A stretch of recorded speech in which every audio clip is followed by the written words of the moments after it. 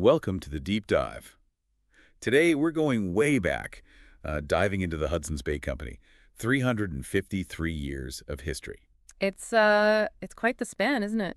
Seriously. I mean, think about it. A company older than almost everything we think of as modern. We're talking powdered wigs, maybe pirates out there, and the absolute height of fashion. A hat made from beaver fur. Right. It really puts it in perspective. This wasn't just starting a business. It was, well, nation building almost. Exactly. And it makes the end of the story even more striking.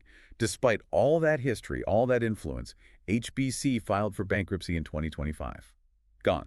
It does seem almost unbelievable. How does a company that literally controlled, 40% of modern Canada at one point, how does it just disappear? That's what we want to unpack today. Yeah. Look at the big moments, the turning points. Yeah, trace that journey from the fur trade beginnings, which are pretty wild in themselves. To becoming this department store giant and then, well, the final decline. We're aiming to pull out the key insights, maybe some surprising bits along the way that explain how it all unfolded. Okay, so let's start at the very beginning. 1670. How did this whole thing even get off the ground? Well, it kicks off with these two French guys, fur traders, Pierre Radisson and Médard Chouard de Groseilliers. They had this, vision about the fur potential around Hudson Bay. They've been there, right? They weren't just guessing. Exactly. They knew the area, but when they pitched it to the French authorities back in Montreal... They got shot down. Worse. Shot down and they had their own furs confiscated. Talk about a setback. Ouch. So what next? Give up? Not quite. They took their idea across the pond to London. Bold move. Frenchmen trying to sell the English on a Canadian fur venture. And somehow they managed to get an audience with Prince Rupert, King Charles II's cousin. Okay, so royalty gets involved. Why were they interested? Just the adventure? Well, adventure maybe, but mostly beaver pelts. Seriously, beaver felt made the best waterproof hats, and that was huge fashion in Europe. Big money potential. Ah, the beaver hat craze. I've heard about that. Yeah. So Rupert saw dollar signs or pound signs, I guess. Pretty much. And that led directly to the King, Charles II, granting a royal charter, May 2nd, 1670. That officially created the Governor and Company of Adventurers of England trading into Hudson's Bay. What a name. Adventurers of England. Tells you something about the mindset, right? And the charter wasn't just permission to trade. It came with land. Oh, did it ever. Rupert's land. We're talking 1.5 million square kilometers. Just handed over. Wait, 1.5 million. That's, what did you say earlier? Like 40% of modern Canada? Roughly, yeah. An absolutely immense territory, all based on the promise of beaver pelts. That's staggering. Just mind-boggling scale. And of course, this was land already inhabited. Absolutely. And that's crucial. The charter, it largely ignored the indigenous peoples who had lived there for millennia. That's a really complex, often difficult precedent. Yeah, that's a huge piece of this story we need to remember. So the main goal was clear. Get beaver pelts for Europe. That was job number one. So they started setting up shop, building trading posts along the bay. Like forts, or more like stores. A bit of both, really. Fortified posts. Rupert House was the first, 1670, then Moose Factory in 73, Fort Albany in 79.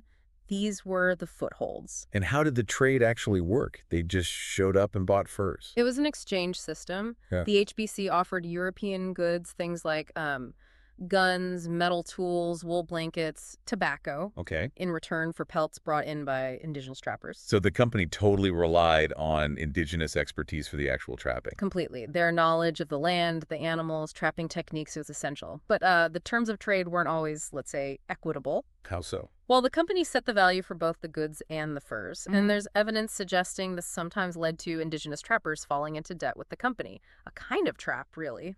Ensuring a steady supply of furs, but maybe not in the fairest way.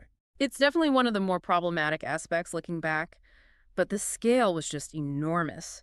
Millions of pelts shipped over the years. It fueled European fashion and built the HBC's power base. Which brings us to the whole monopoly thing. Yeah. That royal charter gave them exclusive rights, right? Exactly. In Rupert's land, they were basically the only game in town, legally speaking, a massive monopoly. And monopolies always attract rivals, don't they? They sure do. The first big challenge came from the French. Remember, Radisson and Groseilliers were French originally. Ah, right. So the French state wanted in. Yep.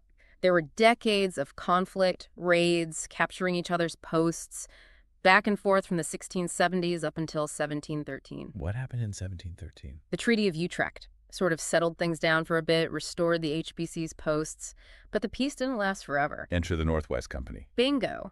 Around the 1780s, the NWC pops up, based out of Montreal. Very different style, more aggressive, overland traders, lots of Scottish entrepreneurs. So direct competition, how did that play out?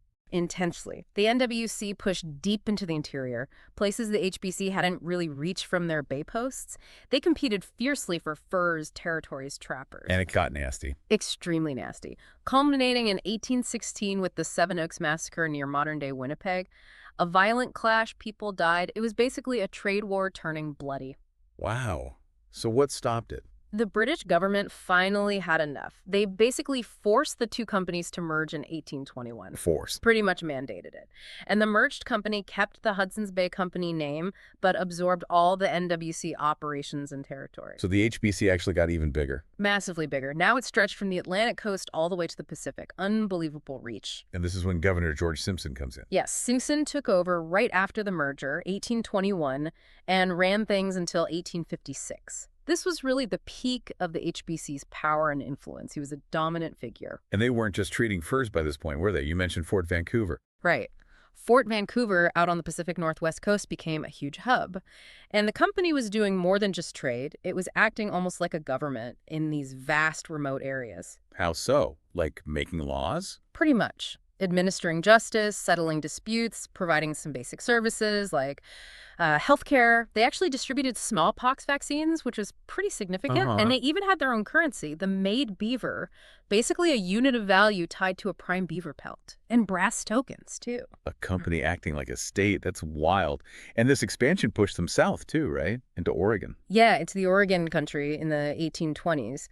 Which was tricky because both Britain and the U.S. claimed that territory. So more geopolitical tension. Definitely. Fort Vancouver, under Chief Factor John McLaughlin, was central there. And it was a real melting pot. Indigenous trappers, European traders, even surprisingly, Hawaiian laborers the company brought in. Hawaiians in Oregon. Yep. Shows how global their reach was becoming, even then. And they weren't just trapping. They diversified, started farms. Like the sheep farm. The one that caused the pig incident. Yes. The Bellevue Sheep Farm on San Juan Island. Thousands of sheep. And yeah, in 1859, one of their pigs wandered onto an American settler's property, ate some potatoes. And that started a war. Well, the pig war. Thankfully bloodless, between the humans anyway. But it led to a military standoff between Britain and the U.S. for months, all over a pig. A strange little footnote. History's weird sometimes. But the American settlers kept coming, right? That must have changed things. It did. The sheer number of Americans moving west shifted the balance. Then came the 1846 Oregon Treaty. Setting the border at the 49th parallel. Exactly. Suddenly, a huge chunk of the HBC's southern operations, including Fort Vancouver, was officially in the United States. So they had to pull back. Yeah, they retreated north of the new border, focused more on places like Vancouver Island. It showed how big political forces could just redraw their map overnight. Which feels like a turning point, maybe the start of a slow shift away from that massive territorial power. I think so.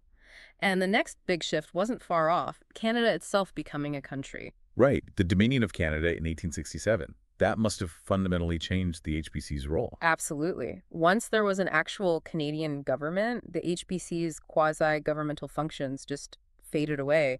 The new government took over administration. And then they sold the land, Rupert's Land. Just 2 years later, 1869, sold it to the Dominion of Canada for £300,000. A huge sum then, but symbolically, it was the end of their empire. And the fur trade itself was changing too. Yeah, the beaver hat finally went out of style in Europe. Demand for pelts dropped. The company's core business, the reason it was founded, was shrinking. So adapt or die, basically. What did they do? They started pivoting, pretty smartly actually, those old trading posts. They began turning them into general stores, selling supplies, tools, food, clothes to the settlers and communities growing around them. Moving into retail. Exactly. And by the early 1900s, they went big, building large, impressive department stores in the major cities, Winnipeg, Calgary, Vancouver, the Bay as we kind of knew it later. So a major transformation. Fur trade to department stores. And they didn't stop there. They branched out even further real estate development, even into oil and gas for a while. trying to diversify. But it wasn't all smooth sailing in the 20th century, was it? I remember reading about debt issues. Yeah, challenges definitely arose. The Thompson family bought the company in 1979, but that deal also saddled HBC with a lot of debt. Financial pressure started building. Which led to selling things off. In the 80s, yeah. They sold their northern stores division, got out of the oil and gas ventures, kind of refocusing, trying to manage that debt. So by the 90s, it was mostly about the department stores. Yeah. The Bay, Zellers. Pretty much. Retail became the main focus. They even tried expanding internationally again for a bit. But then the big disruptor arrived. The internet. The internet, e-commerce, Amazon, everything that turned traditional retail upside down in the 21st century. And the department store model was particularly vulnerable, wasn't it? Yeah. Hugely vulnerable. Foot traffic declined. Online shopping just exploded. Those big, expensive-to-run stores started to struggle. Badly. Plus, you had economic shocks like the 2008 crisis. Right, hitting consumer spending hard. And then, of course, COVID-19 in 2020, lockdowns, store closures. It was devastating for brick-and-mortar retail. Was there an attempt to sort of reboot the company? I think it was bought by a U.S. firm. Yeah, in 2008, an American private equity firm took over. They tried to reposition HBC, make it more high-end, maybe like a Saks Fifth Avenue North. Did that work? Apparently not well enough. The connection with the Canadian consumer maybe wasn't quite there, or the market. At least 6 stores left by 2025. Just 6. A shadow of its former self. It's quite stark when you think about the hundreds of posts and stores they once had. And then came the final step, creditor protection. March 7th, 2025. Filed under the CCAA, the company's Creditors Arrangement Act, basically acknowledging they couldn't pay their debts and needed protection while trying to figure something out. Trying to find a buyer, maybe? That was the hope. The court gave them some time, but no one stepped up. No viable offer came through. So liquidation. Selling everything off. That was it. The end of the line, liquidation sales started. And, you know, the real human cost over 9,000 people lost their jobs. Wow. Just wow. End of an era doesn't even quite cover it. It really doesn't. When you look back, the legacy is just so immense and complicated. On the one hand, you can't deny their role in, well, mapping and shaping Canada, exploration, founding cities, even those iconic striped blankets. Absolutely. The archives in Winnipeg are a treasure trove for historians. And, you know, arguably their presence helped keep Western Canada British rather than American or Russian, perhaps. But there's the other side, too. The reliance on and maybe exploitation of indigenous labor and land, the monopoly practices, the trade imbalances we talked about. You have to acknowledge all of it. It's not a simple good or bad story. It's complex. Profiting from the land and labor, the power dynamics, it's all part of that history. It really feels like a huge case study in, well, in capitalism and the need to adapt. Definitely. And they did adapt for centuries. From fur to flannel shirts, from forts to department stores, they navigated huge changes. Until the digital age.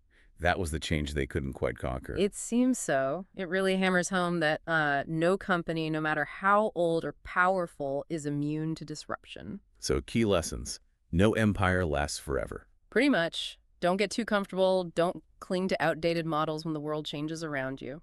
And I guess people still love a closing down sale. Yeah, maybe that's the final, slightly ironic lesson.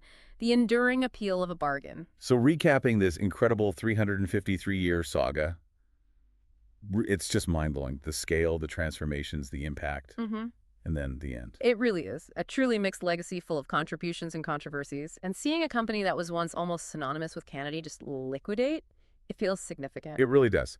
And maybe the final thought for you listening is to reflect on that, the rise and fall. What does it tell us about history, about business, about change? Yeah, and maybe think about the giants of today. Are any of them truly invincible? What forces might disrupt them in the future? It's a story that definitely gives you a lot to think about long after the details fade. We'd really encourage you to look deeper into the HBC's history if this has sparked your interest. There's so much more there. Absolutely. It's a rich, fascinating, and deeply important part of North American history.